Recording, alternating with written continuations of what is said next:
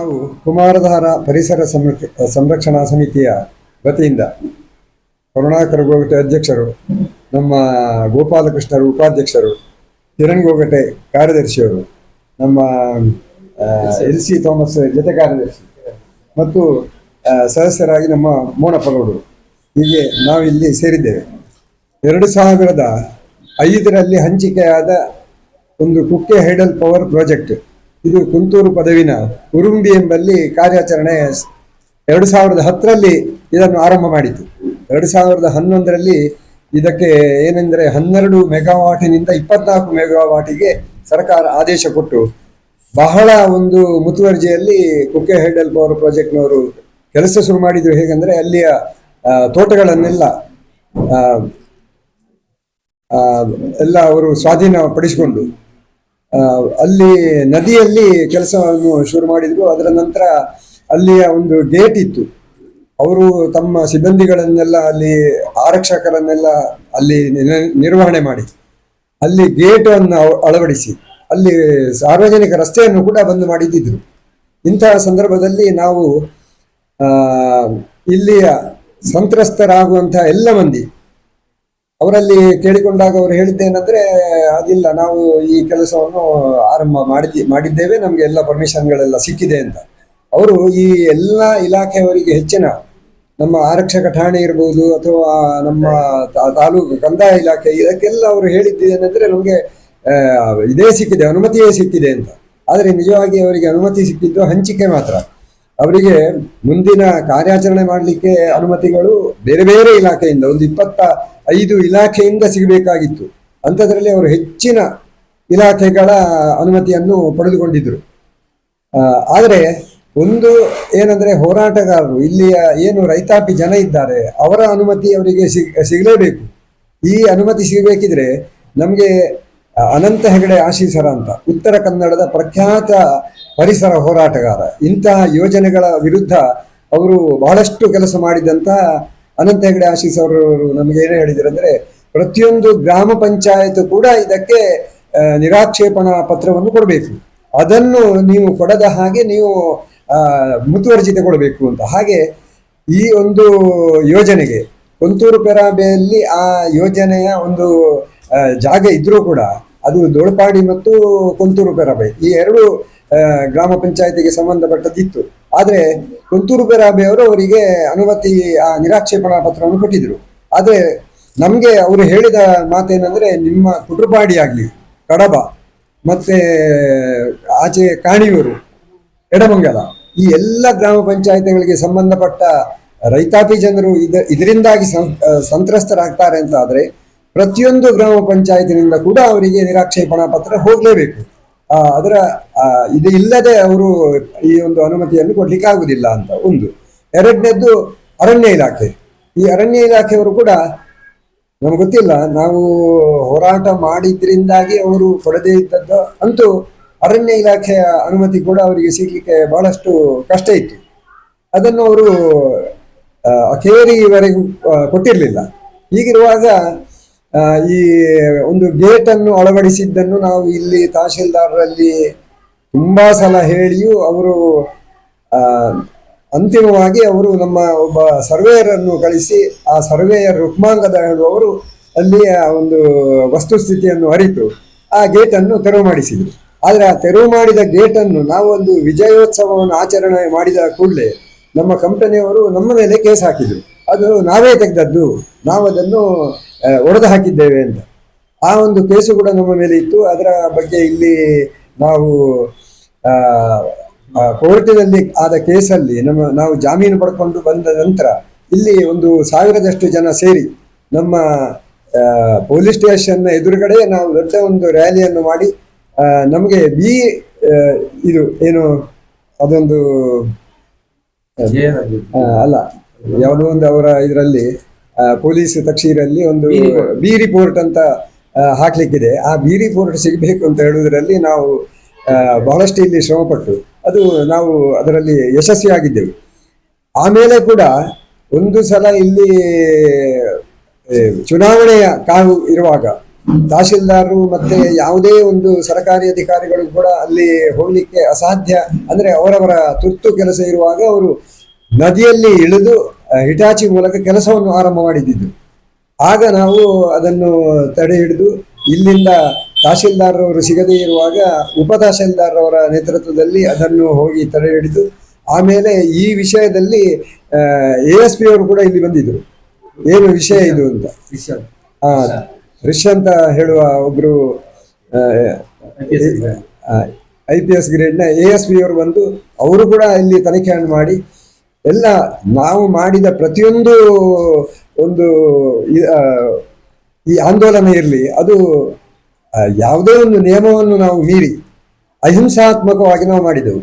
ಮತ್ತೊಬ್ಬ ಜಿಲ್ಲಾಧಿಕಾರಿ ಜಗದೀಶ್ ಅಂತ ಹೇಳುವವರು ಬಂದವರು ಏನು ಹೇಳಿದರು ಅಂದರೆ ಇದನ್ನು ನಾನು ಜಂಟಿ ಸರ್ವೆಗೆ ಕೊಡ್ತೇನೆ ಅಂತ ಪುತ್ತೂರಲ್ಲಿ ಹೇಳುವಾಗಲೂ ನಾವು ಆ ಜಂಟಿ ಸರ್ವೆ ಮಾಡುವ ಅವಶ್ಯಕತೆ ಇಲ್ಲ. ಯಾಕಂದರೆ ಅಲ್ಲಿ ನಾವು ಈಗಾಗಲೇ ಯಾವ ಸರ್ವೆ ನೀವು ಮಾಡಿದರೂ ಕೂಡ ಇಲ್ಲಿ ನೀರು ನಿಲ್ಲುವಂಥದ್ದು ಖಂಡಿತ. ಯಾಕಂದರೆ ನಮ್ಮ ಮಾಮೂಲು ಪ್ರವಾಹಕ್ಕೆ ನಮ್ಮ ತೋಟಗಳೆಲ್ಲ ಮುಳುಗಿ ಹೋಗುವ ಸಂದರ್ಭ ಇರುವಾಗ ಇಲ್ಲಿ ನೀವು ಯಾವ ಜಂಟಿ ಸರ್ವೆ ಮಾಡಿದರೂ ಕೂಡ ಅರಣ್ಯ ಮುಳುಗಡೆ ಖಂಡಿತ ಆಗ್ತದೆ.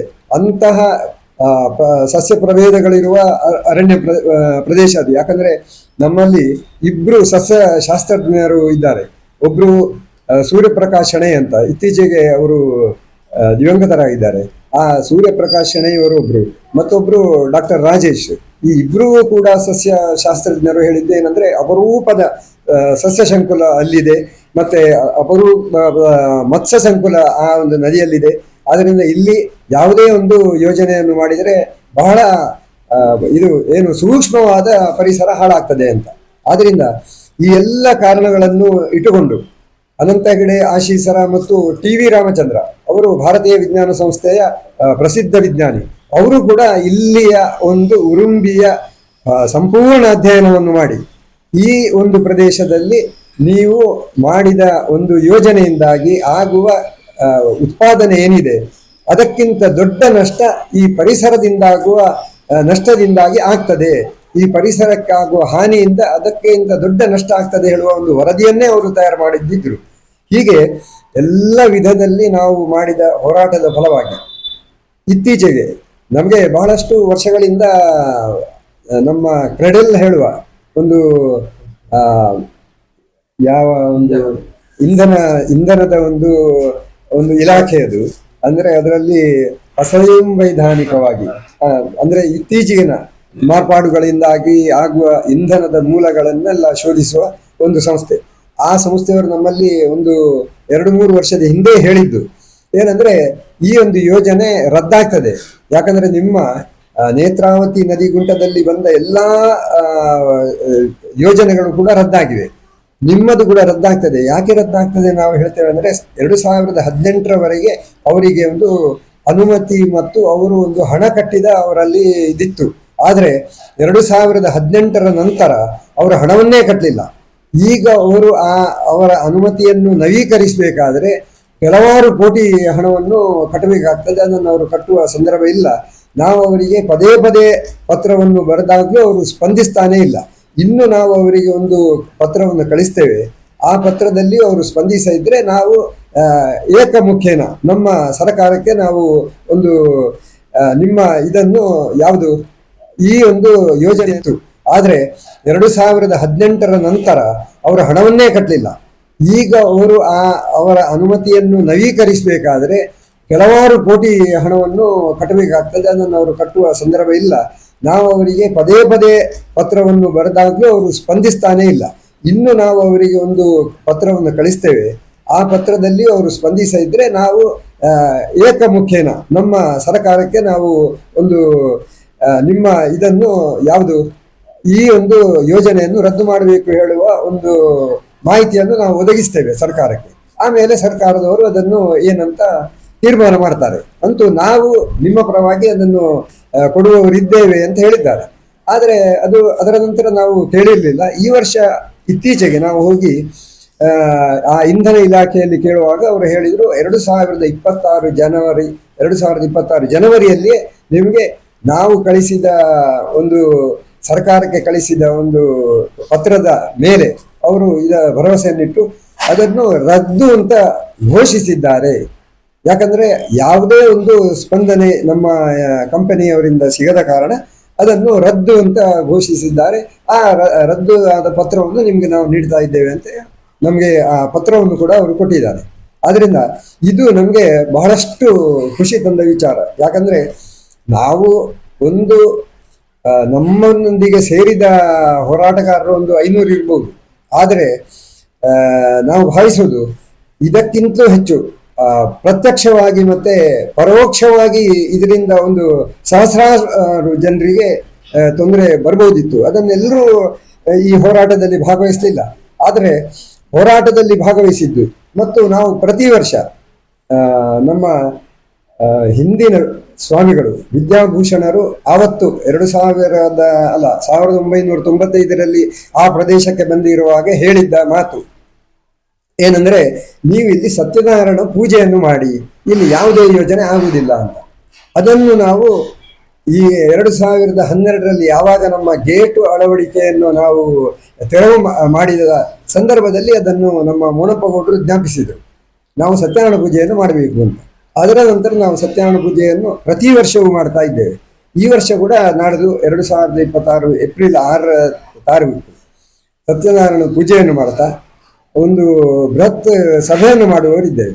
ಈ ಸಭೆಯಲ್ಲಿ ನಾವು ನಮ್ಮ ಹೋರಾಟಕ್ಕೆ ಬೆಂಬಲವಾಗಿ ನಿಂತಹ ಅನಂತ ಹೆಗಡೆ ಆಶೀಸರ ಮತ್ತೆ ಅವರ ತಂಡ, ಅವರೊಬ್ಬರೇ ಅಲ್ಲ, ಅವರ ತಂಡವೇ ನಮ್ಮೊಟ್ಟಿಗೆ ಭಾಗವಹಿಸಿತ್ತು. ಅದೇ ರೀತಿ ಟಿ.ವಿ. ರಾಮಚಂದ್ರ, ಭಾರತೀಯ ವಿಜ್ಞಾನ ಸಂಸ್ಥೆಯ ಟಿ.ವಿ. ರಾಮಚಂದ್ರ ಮತ್ತು ಅವರ ತಂಡ, ಮತ್ತು ಡಾಕ್ಟರ್ C.N. ಶ್ರೀನಿವಾಸರಾವ್ ಅಂತ ಸುಳ್ಯದ ಒಬ್ಬರು ವಕೀಲರು, ಅವರು ಕೂಡ ನಮಗೆ ಬಹಳಷ್ಟು ನಮ್ಮೊಂದಿಗೆ ಹೋರಾಟಕ್ಕೆ ಬೆಂಬಲವಾಗಿ ನಿಂತಿದ್ದಾರೆ. ಹೀಗೆ ಅವರು ಮತ್ತೆ ಅವರ ತಂಡ, ಹೀಗೆ ಎಲ್ಲ ತಂಡದವರನ್ನು ಕೂಡ ನಾವೊಂದು ಅಭಿನಂದಿಸುವಂತಹ ಒಂದು ಸಭೆಯನ್ನು ಮತ್ತು ಸತ್ಯನಾರಾಯಣ ಪೂಜೆಯನ್ನು ನಾಡ್ದು 6ನೇ ತಾರೀಕು ಸಂಜೆ ಶ್ರೀ ವಿದ್ಯಾಪ್ರಸನ್ನ ತೀರ್ಥ ಸ್ವಾಮೀಜಿಯವರ ಒಂದು ಘನ ಉಪಸ್ಥಿತಿಯಲ್ಲಿ ಅವರ ಆಶೀರ್ವಚನದೊಂದಿಗೆ ನಾವು ಮಾಡುವವರಿದ್ದೇವೆ. ಈ ಎಲ್ಲ ಕಾರ್ಯಕ್ರಮಗಳಿಗೆ ಈವರೆಗೆ ಯಾವಾಗ ನಮ್ಮ ಹೋರಾಟ ಆರಂಭವಾಯಿತು ಅಲ್ಲಿಂದ ನಮ್ಮ ಕಡಬ ಪತ್ರಕರ್ತರ ಒಂದು ತಂಡ ನೀವಿದ್ದೀರಿ, ನೀವು ನಮ್ಮೊಂದಿಗೆ ಹೋರಾಟಕ್ಕೆ ಬೆಂಬಲವನ್ನು ನೀಡಿದ್ದೀರಿ. ಆದ್ದರಿಂದ ನಿಮ್ಮ ಬೆಂಬಲವನ್ನು ಕೂಡ ನಾವು ಯಾವತ್ತೂ ಮರೆಯುವ ಹಾಗಿಲ್ಲ. ಇನ್ನು ಮುಂದೆ ಕೂಡ ನಮ್ಮ ಈ ಒಂದು ಕುಮಾರಧಾರೆಯ ಪರಿಸರದ ಸಂರಕ್ಷಣೆಗೋಸ್ಕರ ನಾವು ಮಾಡುವ ಎಲ್ಲ ಕೆಲಸಗಳಿಗೆ ನಿಮ್ಮ ಬೆಂಬಲವನ್ನೂ ಕೂಡ ನಾವು ಯಾಚಿಸಿಕೊಂಡು ಇವತ್ತಿನ ಈ ಒಂದು ಪತ್ರಿಕಾಗೋಷ್ಠಿಯಲ್ಲಿ ಇಷ್ಟೆಲ್ಲ ವಿವರಗಳನ್ನು ನಾವು ಒದಗಿಸಿದ್ದೇವೆ. ಭಾರತೀಯ ಎಲ್ಲ ನದಿ ಕಣಿವೆಗಳಿಗೆ ಏನಾದರೂ ಆಪತ್ತು ಬರುವಾಗ ನಾವು ಕೂಡ, ಯಾಕಂದರೆ ಉತ್ತರ ಕನ್ನಡದಲ್ಲಿ ಈಗಾಗಲೇ ಬೇಡ್ತಿ ಮತ್ತು ಅಘನಾಶಿನಿ ಅಂತ ಆ 2 ನದಿಗಳಿಗೆ ಮತ್ತು ಶರಾವತಿ ಕಣಿವೆ ಯೋಜನೆ ಅಂತ ನಮ್ಮಲ್ಲಿ ಅನಂತ ಹೆಗಡೆಯವರು ಆಗಾಗ ನಮಗೆ ಪತ್ರವನ್ನೆಲ್ಲ ಬರೀತಾ ಇದ್ದಾರೆ. ಆ ಒಂದು ಯೋಜನೆಯಲ್ಲಿ ಕೂಡ ನಮ್ಮಿಂದಾದ ಒಂದು ಸಹಕಾರವನ್ನು ನಾವು ಕೊಡಲಿಕ್ಕೆ ತಯಾರಿದ್ದೇವೆ. ಹಾಗೆ ಈ ಒಂದು ನದಿ ಕಣಿವೆಗಳಿಗೆ ಜಯವಾಗಲಿ, ಭಾರತಾಂಬೆಗೆ ಜಯವಾಗಲಿ ಅಂತ ನಾವು ಪ್ರಾರ್ಥನೆ ಮಾಡ್ತಾ ಇದ್ದೀವಿ.